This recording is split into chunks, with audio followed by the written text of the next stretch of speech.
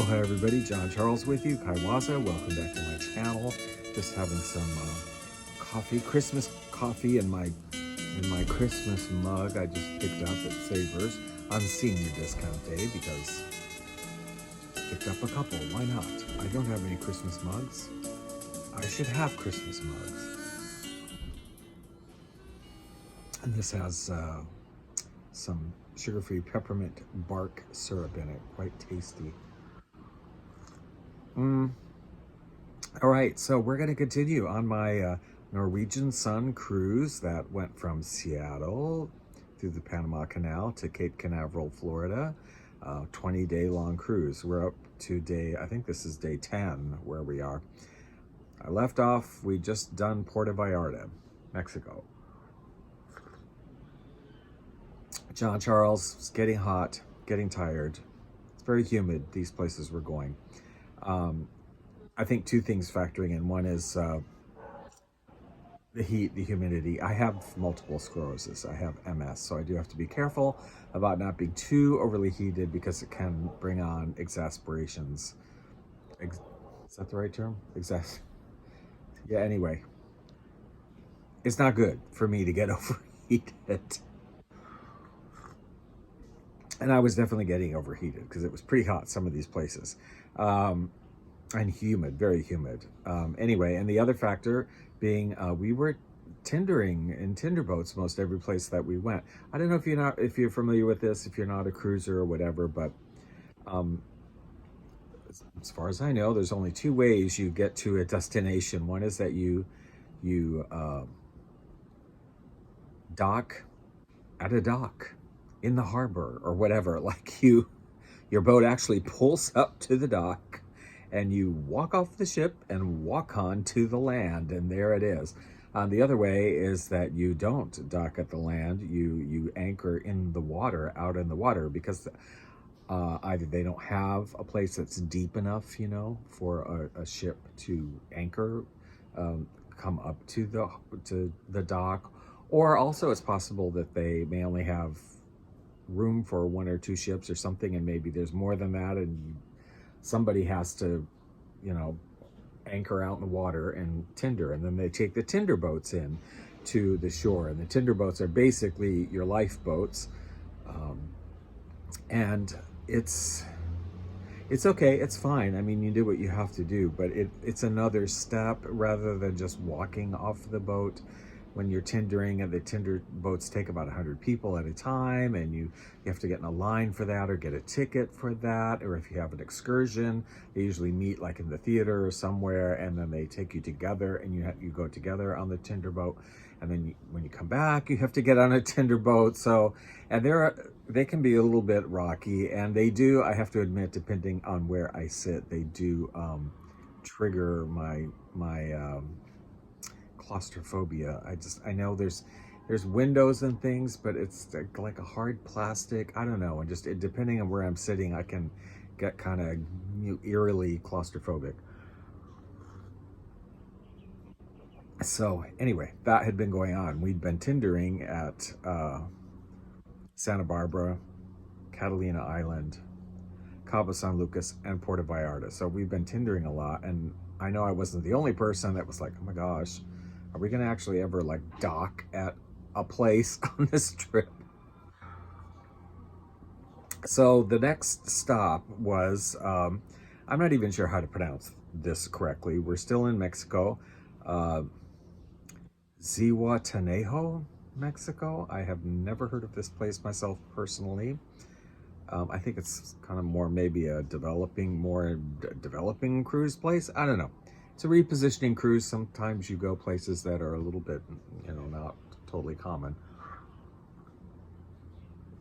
I did have an excursion booked. It was not in Zihuatanejo itself. It was out to an island called Isla Ixtapa.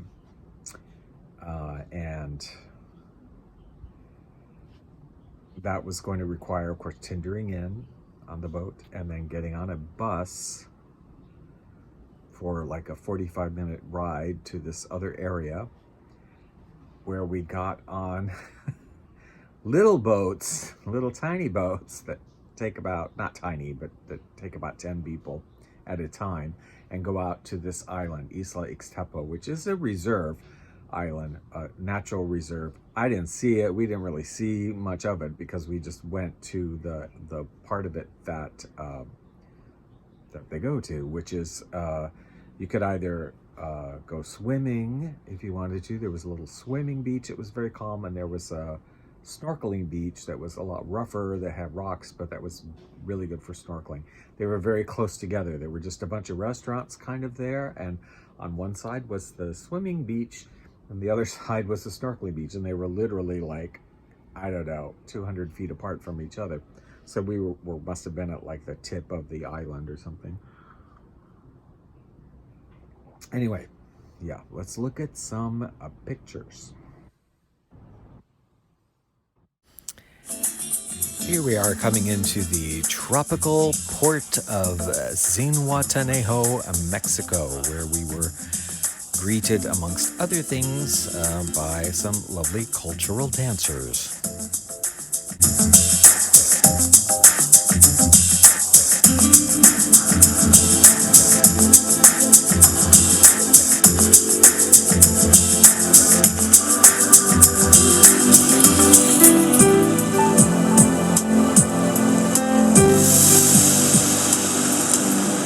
Now we're here on the Isla Ixtapa. This is also apparently a popular local place. There were a lot of Mexican families mixed in with us, taking the little boats out to the island for the day. They gave us a nice fish taco lunch at the restaurant here.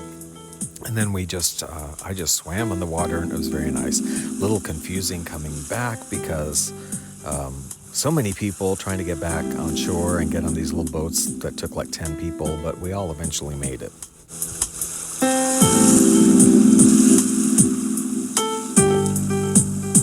And that night at the buffet was a Hawaiian dinner, and this was a suckling pig. Yummy, yummy.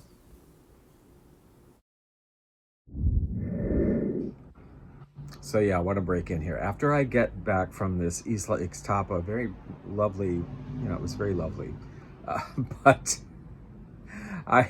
oh my gosh, like I was really hot. I was really bothered. I was really tired. I was really tired of hearing tour drivers talk incessantly. Why do they do that? They just, and this one didn't have a microphone, so he was like yelling the whole time out there and yelling the whole time back. And on the way back, he was like, okay, we're gonna go back now, so I won't talk as much. It'll just be more for your relaxation. And I'm thinking like, thank you, Lord. Like, let's just, look at the scenery going by. It's lovely, and just have some quiet time. But no, he just starts yelling again and basically talks the whole way back. I just like these tours sometimes, is there an off button for the narration? Like, I wish there was. Like, you had little speakers and you could turn the narration off, and then you could turn it off and say, I would like to hear music, please. Because sometimes you just don't want to learn anymore. I mean, I don't want to seem ungrateful. I love going on cruises. I like seeing different places and learning different things. But I'm not trying to like absorb all the knowledge of the world, of wherever I am, of wherever I'm going. I mean, there's no way you're going to do that in a day when you go someplace. So there's definitely a point where it's like, okay, I don't really need to know every detail that you're going to tell me about this region or this area or whatever. I've learned some basics. Tell me some basics. Okay, I want to shut the narration off now and just listen to some music and watch it go by, and, have a cocktail when I get back on the ship or something. I don't know. Anyway, at the end of this one, I really had reached a point where I was like, okay, we have one day at sea the next day, and then the next day we are in Guatemala, and I had a tour booked in Guatemala, and I started re-looking at everything, and I'm looking like that tour is a 7 to 8 hour tour tomorrow, the day after tomorrow, in Guatemala. It's going to the city of Antigua. Now I know that would be a highlight of this trip. It is a World Heritage Site. They have architecture from like the 15 and 1600s there. It's a very important historic city. It's also 3 hours away from the port. So you would have like a 2.5, 3 hour bus ride out there. Needless to say, which would be filled by a tour guide talking the whole time. And then you would go and see this amazing city, all these old architectures and whatnot, and then you would come back another 3 hours of a tour guide talking incessantly, and it was getting hotter and hotter everywhere we were going. And I'm like, I can't do that. I can't do that. I can't do another day of that right now. Like, I want to spend the next 2 days being horizontal. That's it. I just want to be horizontal by the pool, reading, taking naps in the cabin, hanging out at the different lounges, whatever. That's what I want the next 2 days. So I canceled my tour in Guatemala, got that refunded. And I didn't even know if there was anything there, like when we docked, whether there was going to be anything there to see if you didn't go on a tour, because it is like 2 hours away from the city. So I don't know. But that's what I did, because I just could not deal with it. And it was lovely. I spent the next, couple days. I wasn't feeling super great at that point anyway. Quite a few people on the ship were coughing, getting a cold, going around, and I definitely had it. I wasn't really worried about it. It's just you could hear people coughing in the Stardust Theater or whatever, and it's kind of to be expected. You get in those circumstances. I wasn't worried about it being, necessarily being COVID or whatever. And for myself, I don't know why, but I never have had COVID. I'm like the only person I know pretty much that hasn't had it. And many people have had it multiple times that I know. I'm fully vaccinated and all that, but I don't even think that has anything to do with it. I think I'm just one of those weird people that they want to study that for some reason has some sort of natural immunity to it. Like I work with the general public, in a hotel. I've just never caught it. I've never had it. It's weird. But anyway, I definitely was not feeling well. I took some Metamucil and slept. Oh, I slept so much. Several days on this cruise, I slept like 10 hours, 11 hours. It was beautiful. It was beautiful and blissful. Anyway, let's continue. So the really good news was that in Guatemala, we were at the dock. We could just walk off the ship. So that was marvelous. And it was an industrial port, but they did have a very nice little cultural shopping village there with all kinds of arts and crafts. And they had this great native marimba type band with some dancers. So I just walked around, I sat down, listened to the music for a while, and really just enjoyed that. And that's all I did in Guatemala. So true story, I had to do a double take on this welcome sign when I first saw it. I read it as Guatemala amazing and unstable. And I thought, true, but what an odd thing to put on your welcome sign. But it says amazing and unstoppable.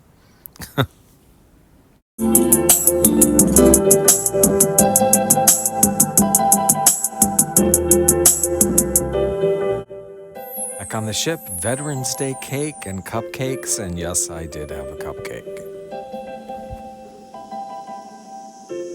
Saturday was another lovely day at sea, relaxing, hot tub, swimming, etc. And when we came into Costa Rica, we were right across from another cruise ship. I think it was the Oceana, something. I had an excursion booked in Costa Rica. The first stop was a place where they make it's a very old tradition where they make these old-fashioned coffee hauling carts, and they turn them into these when they're finished, and they haul the coffee from the plantations back and forth.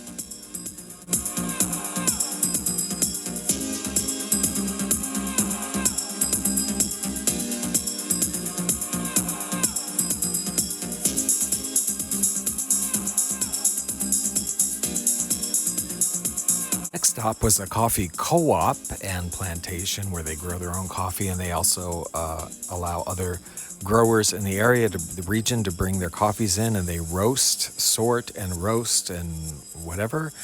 They prepared some delicious coffee for us. By the way, they have some amazingly attractive employees. I'll just leave that there. And then they also package their own. Yeah, and then they package their own coffee there also.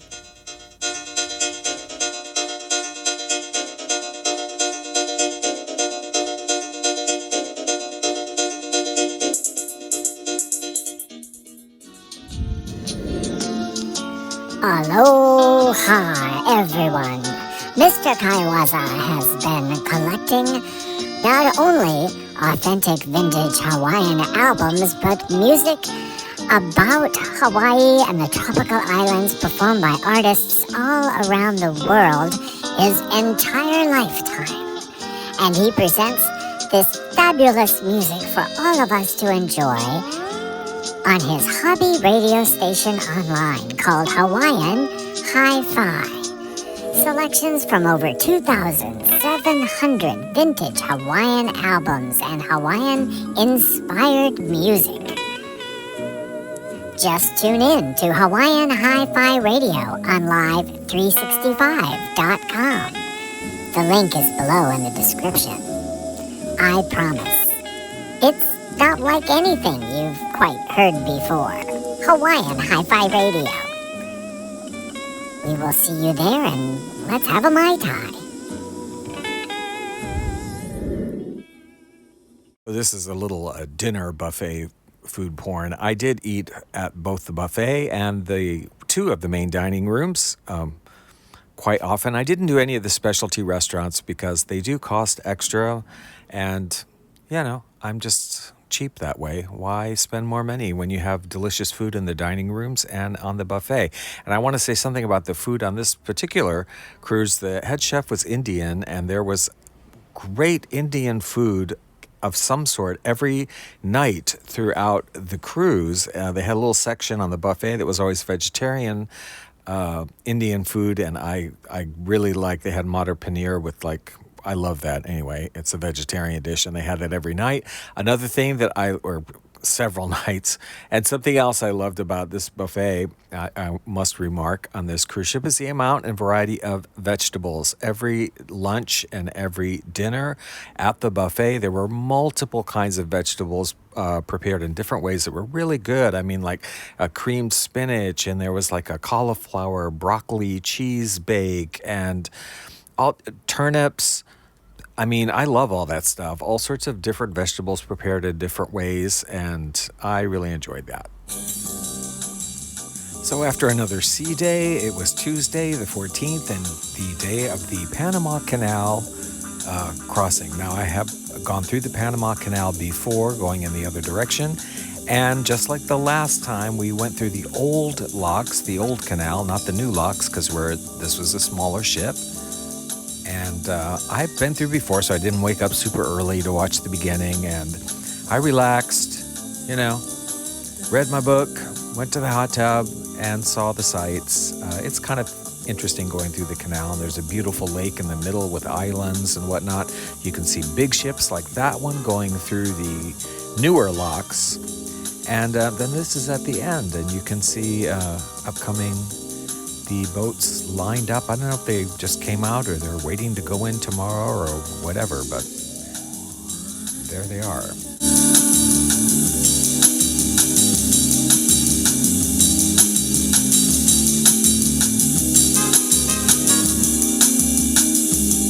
That night they had a very large amount of a local Latin American specialty, a paella, I think it's called, like rice. And this with chicken, quite very delicious, actually, the seasoning in that rice. The very next day, Cartagena, Colombia, beautiful city, full of the old part of the city, beautiful old architecture. I really enjoyed seeing that. It was, again, crazy hot, but it was very overcast, so that sort of helped keep it from being insanely hot. Traffic was unbelievable. I haven't dealt with traffic like that in a long time. But yeah, it was a great city to see, really colorful, really beautiful.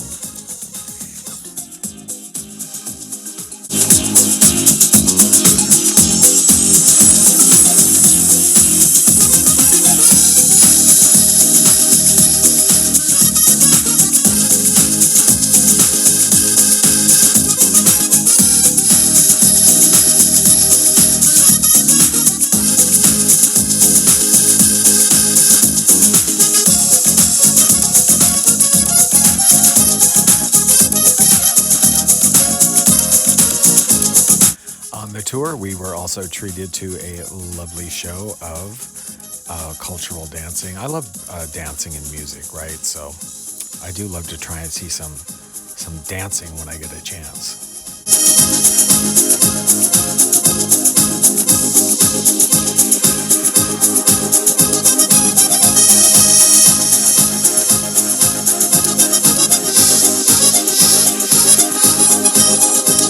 Season had commenced, and they were putting up their Three Kings, I believe this was, display.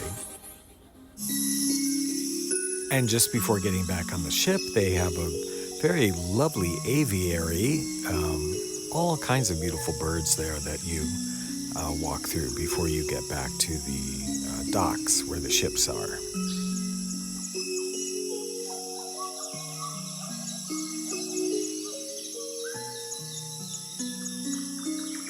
Another last tidbit of food here, some absolutely delicious mulled spiced fruits of various kinds. This was so good.